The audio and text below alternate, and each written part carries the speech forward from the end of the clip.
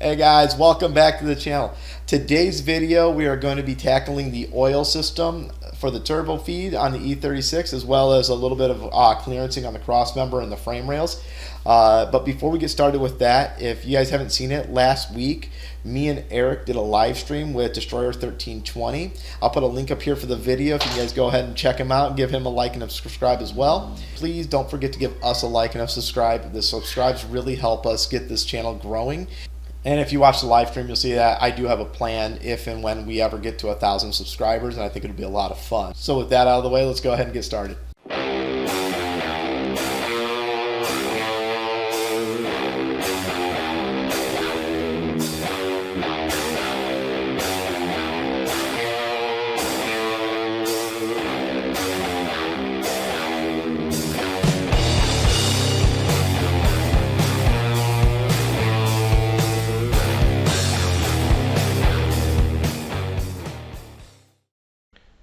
Alright, so what do we got going on here today? Yeah, we got some OSHA approved safety going on here today. So today we are dropping the crossmember on the car to get the oil pan off to do the modifications for the oil return. And I don't have one of those handy jigs that hold the motor up while I drop the crossmember. So what do? We improvise, we adapt, we overcome. And I'm pretty positive this is going to be OSHA approved, so I think we're good to go here. Yeah, I'm going to say we're good to go here. And just so you guys know, I'm not stupid enough to get underneath that thing. I did support it too. So it is supported on the balancer. And it is supported by the trans. I'm not going to climb underneath this thing and let it hang over my face and pull the oil pan off like that. So it's not going anywhere. I felt comfortable enough getting underneath there with it. So yeah, we got the crossmember dropped. We got the oil pan off. So now we can go ahead and drill out the oil pan and get those bungs installed. And that's going to be at least 90% of the work getting the oiling system done on here. So this will be a really quick one. All right, so I do want to go over one thing that I do need to tackle while I have this crossmember out. And that's the steering rack tabs here. So the issue I have are these tabs here actually are rubbing into the oil pan. So it's not a whole lot, but especially this one here is rubbing into the bottom of the oil pan. So it's not actually this one right here. So this one here is digging into the oil pan. So what I'm going to do is I'm going to cut this down and flatten that out, and that'll give it enough room that it's not going to be riding the oil pan. I've heard some issues with how low the F-body oil pan sits on here and rides on those rails that you can crack the oil pan with these. So we're going to go ahead and take care of that by shaving these.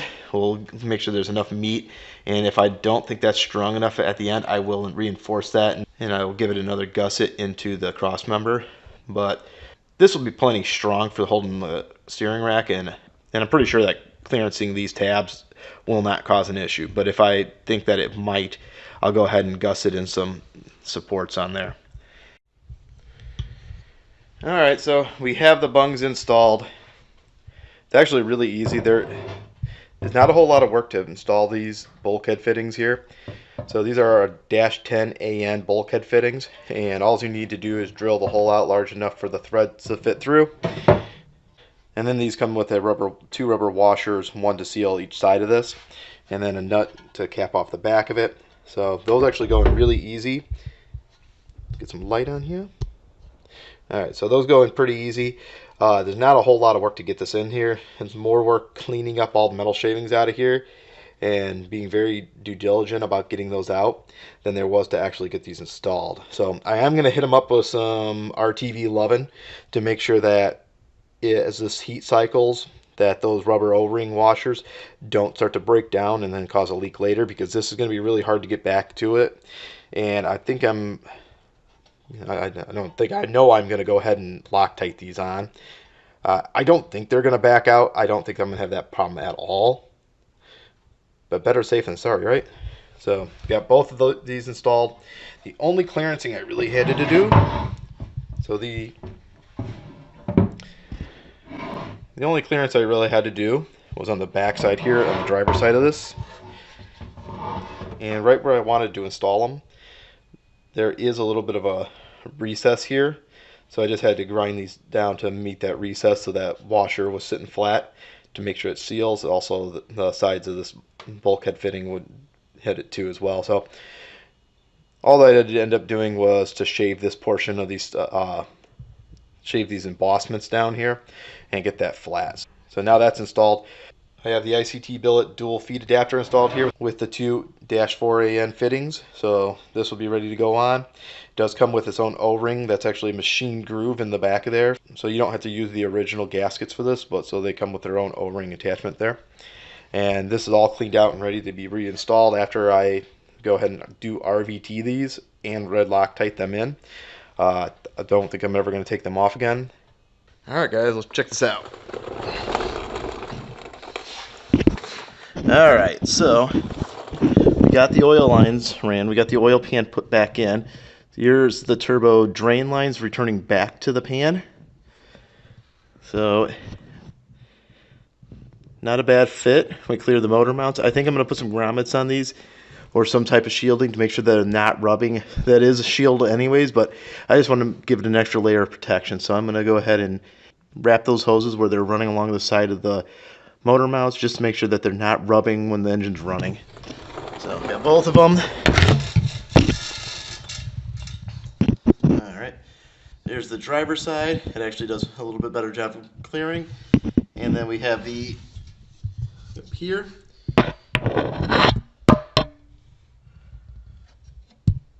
And then over here, let's see if we can get that up there. We have the ICT billet twin turbo oil feed port. And then both oil feed lines run up. We have one going straight to the driver's side, and then the other crosses the trans and goes over to the passenger side.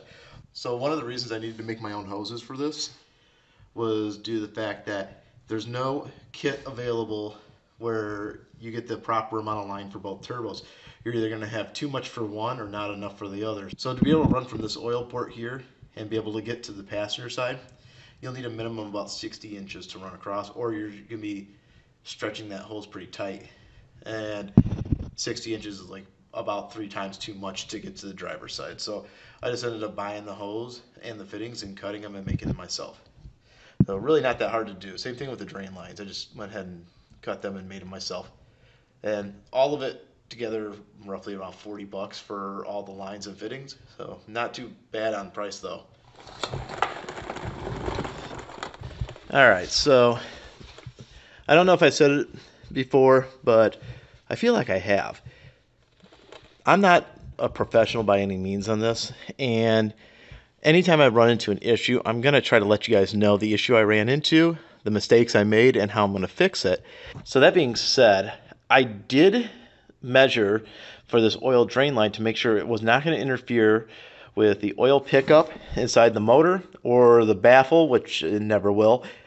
And I wanted to make sure that where they were going to be located, it was on a flat spot, since these are bulkhead connectors and they're not welded in bungs, that wherever I located them on here, they were going to be on a flat spot, and on the inside it wasn't going to be where any of the bosses are on the inside. And this was the best location for both of them, and then I wasn't going to be running into any clearancing issues. However, I completely forgot to take into account the starter. Alright, so when I started putting this back together and I put the pan on, I sat there and stared at it and said, oh crap, I gotta put the starter on still. So, put the starter on, and oh, I just got absolutely lucky. No other explanation than that. This is just luck. This is pure luck. I can probably slip a piece of paper between the oil drain and the starter. So it just barely fit. So that just goes to show you, make sure before you drill that hole that you verified the clearance for everything you're running. So we had to notch the frame rails a little bit here, and that was to make room for the oil drain lines coming off the bottom of the turbo. I could have raised the turbos up a little more to make the clearance, and they would have cleared just fine. However, I wouldn't have been able to continue using the stock radiator due to the radiator hose location on the driver's side. The turbo wouldn't be able to come up enough, and then I would hit it. So passenger side is far enough down that I don't have to worry about it. So instead of buying a whole new radiator, this thing's been actually doing a really good job cooling this engine. Coolant temps never get above where I have the set points at, and it always runs pretty cool even on like a 110-degree day, and I'm running it pretty hard. So I'm going to continue using this radiator until it stops working for me. So right now it's fine. So what I did was ended up notching the frame rails here on both sides. As you can see, we gained a lot of clearance inside there, but it did take off a big section, about a third of the frame. Now, I don't want to leave it like that, so what I ended up doing was recessing in some patches here and welding them in. So they're fully welded top and bottom all the way around, and got some ugly welds on the inside there. So I'm going to clean those up a little bit, and then we're going to go ahead and prime it, paint it, and we're done patching in the frame rails. And then all we have left to do is make the patch panel here, and this is going to be for the strut tower to clear the passenger side header. Now all I have left to do is to cut out a patch panel that meets my template, and then go ahead and stitch weld that in, and we'll go prime paint that, and it'll be ready to go. We're not going for a SEMA quality car here, so it'll look just fine for now. Maybe next year, after I get some miles on this with the turbos, I'll go ahead and drop the engine out, and I'll go ahead and prep this whole engine bay and get it painted and make it look really nice. That's if I care about it that much. Most of this, because of where the headers are, you're not even going to be able to see all this. So this is not finalized, just so you guys know. I'm not happy with the way that looks anyways. It does need to be finished out, but I can't do it with the engine in the car. And I don't know that this year is going to provide any time to pull that engine out. So this may be finalized for this year, and then next year I'll definitely go ahead and pull everything out, and I want to completely dress the engine bay, clean it up a lot, and get it ready for an actual nice looking paint job inside the engine bay, just to touch up all the work I did.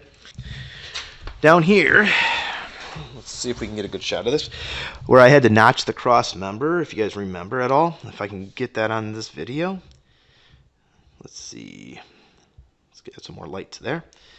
Alright, so we had to notch the back of this one. Actually, both of them. So we notched the back of these. Okay, so these power steering rack tabs. And as you can see, it does not touch the oil pan anymore. Before, the oil pan was resting on these. Alright, so back here was the worst one. And that tab were now cut off right here, ran all the way back, and it was actually rubbing on the oil pan, and there was actually a big dent where it was actually rubbing into it really bad. So some of the issues I've heard about that, I know that there'd be a problem. I don't need anybody to tell me that that's going to be a problem, but some of the issues I've heard is as you get into the torque and you start lifting the motor up, that when it comes back down, it's going to smack it and crack your oil pan. So we don't want that. So what I ended up doing, just shaving off the back of the tabs. It did not change the structural integrity of these at all. They are still really strong. And because I can't, this one especially, I can't drop the bolts to the top anymore the way it was originally designed. I just ended up welding the nuts to the top here. So now they're actually part of that. And that actually helps strengthen it up a little bit because it gives it a more surface area and it becomes part of that bracket. So then I just run the bolts from the bottom down here straight up to the top. A lot easier to put this thing in and out. I don't have to try to like fish a wrench back there and hold that nut down. I can just zip it in real quick. So those are a lot of areas that needed to be addressed since I built the car, and now that I just had the time to do it, I went ahead and got it done. So everything's been taken care of on that, and we should be ready to go. We got the oil lines ran. Those are oil feeds. They just need to be tucked up and out of the way because the exhaust is going to be run through there. Same thing over here. This one doesn't have to be, this one's not such a big deal though. No exhaust is actually running back there, but the steering shaft will be. So that'll be another video when I get the steering shaft parts in. We're actually going to be making up our own steering shaft here. So that way I don't have to beat the crap out of the back of the header on the driver's side to make the back of that header past the steering shaft U-joint, because the stock U-joint is a very large U-joint and it will definitely hit. So I'm going with a much smaller universal one, so I have to just make it fit with that 54 spline. believe it's a 32 spline. That's going to be going on this 54 spline. So that's something I'm going to have to tackle, is just making that fit on there. But it has a much smaller diameter. I should only have to clearance that exhaust primary just a little bit. I just don't want to be beating the crap out of this thing and have a huge restriction, and I really just don't want to be pounding them in at all if I didn't have to be. But it's, small concessions we have to make. So that'll be on the next video, hopefully, and we'll go ahead and build that out. And there's not a whole lot left on this, guys. We're getting really close to the end of this build and have a fire up. I'll have to look at the list of what I have left to do, but we're really close. I mean, sorry there's not much content on this video. We didn't really have a lot to cover. It was a lot of little things to knock out, and it was just tedious because having to drop the cross member or having to run these oil lines, having to do a lot of little things just to get this part done. So it wasn't a lot of progress. It feels like it wasn't a lot of progress, but it was a lot of little things that had to be done just to knock it out. So it was like a week's worth of work when I do this, on my spare time. So hopefully the next video will have a little more live action on it, and we can get a lot more fun stuff done. And hopefully within the next couple episodes, we'll actually get a first fire up and hear those turbos spoil.